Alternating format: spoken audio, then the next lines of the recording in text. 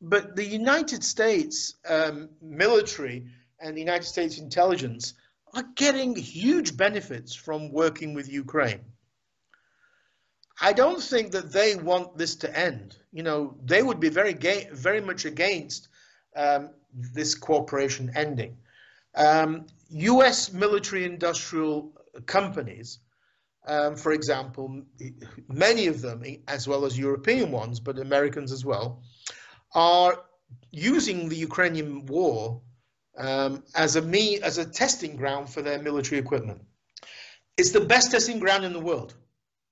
You know, what might go well in a laboratory in, I don't know, Delaware in the US might be really shit on the ground in the war. This is the first full-scale war in Europe since 1945, and the first drone and high-tech war in history. And so many of those companies would be loath to lose that ability to, as it were, test their equipment there. If they find out what needs to be changed, they change it, then they can go into mass production in the US.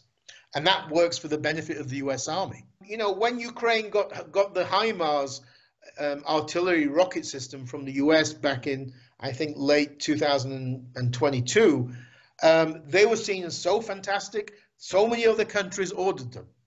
I think Poland ordered 1,000 of them, if I'm not mistaken.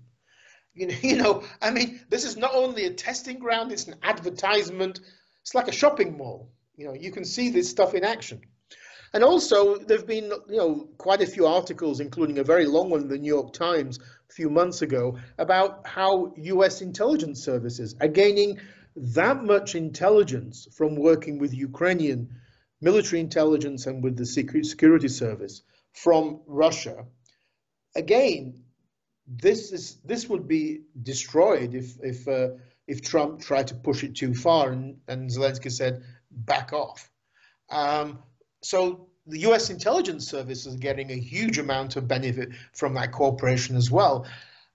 So I think there's a lot of different areas within the United States sort of security establishment and foreign policy establishment that would want that relationship to continue with Ukraine.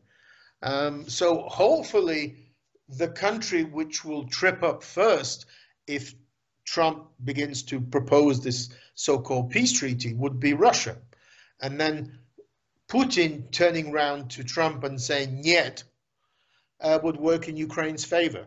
And it could work in Ukraine's favor in a really good way, in the sense that Trump would not be as cautious as Biden.